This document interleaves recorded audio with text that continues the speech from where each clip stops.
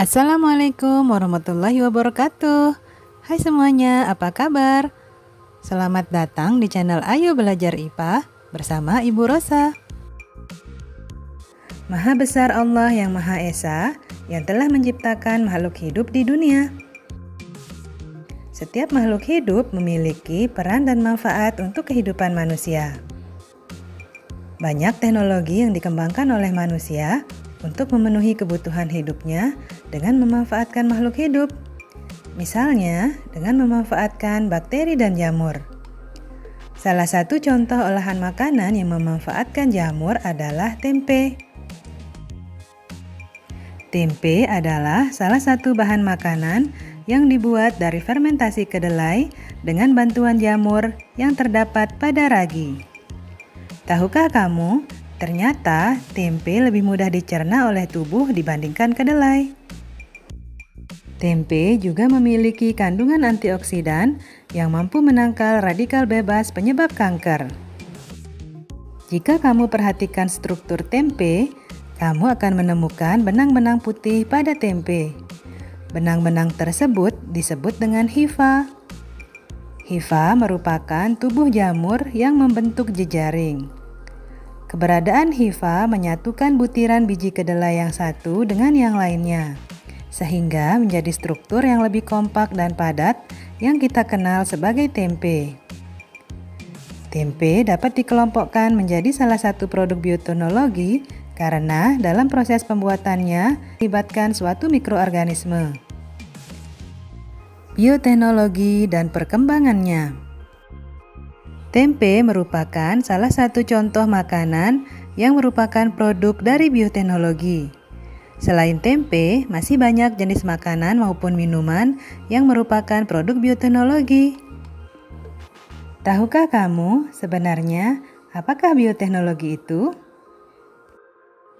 Bioteknologi berasal dari kata bio yang artinya makhluk hidup dan kata teknologi yang artinya suatu cara atau alat untuk memudahkan manusia dalam memecahkan masalah atau membuat produk yang berguna. Bioteknologi dapat didefinisikan sebagai penggunaan organisme atau bagian dari organisme untuk membuat suatu produk atau jasa sehingga dapat mensejahterakan manusia.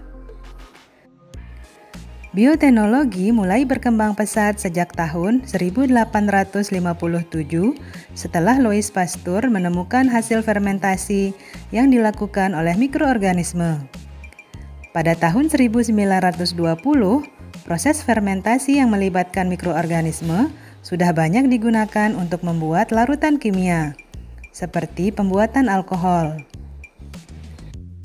Bioteknologi yang memanfaatkan mikroorganisme seperti bakteri maupun jamur secara langsung, enzim yang dihasilkan mikroorganisme, dan melibatkan proses fermentasi untuk menghasilkan produk atau jasa disebut dengan bioteknologi konvensional. Contoh produk bioteknologi konvensional misalnya tempe, tapai, roti, keju, dan yogurt. Seiring dengan perkembangan ilmu pengetahuan, bioteknologi juga terus berkembang menjadi bioteknologi modern. Dalam bioteknologi modern melibatkan prinsip biokimia, biologi molekuler, dan rekayasa genetika.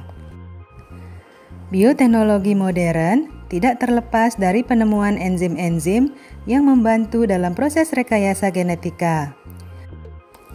Melalui teknik rekayasa genetika, para ahli bidang bioteknologi dapat menyusun pola gen sedemikian rupa sehingga menghasilkan organisme yang sifat-sifatnya sesuai dengan yang diharapkan.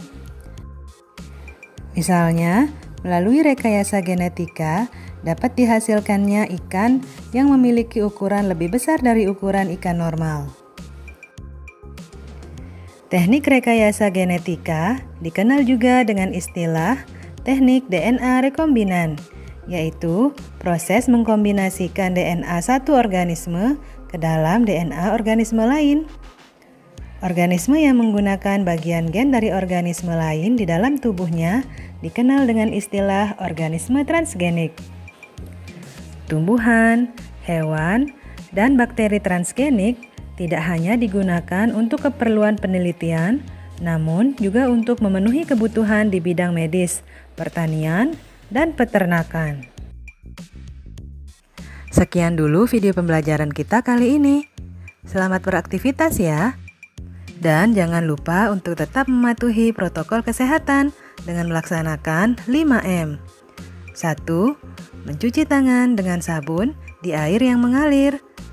2. Menggunakan masker.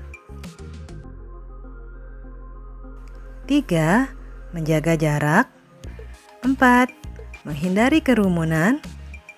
Yang kelima, membatasi mobilisasi dan interaksi. Sampai jumpa lagi. Wassalamualaikum warahmatullahi wabarakatuh.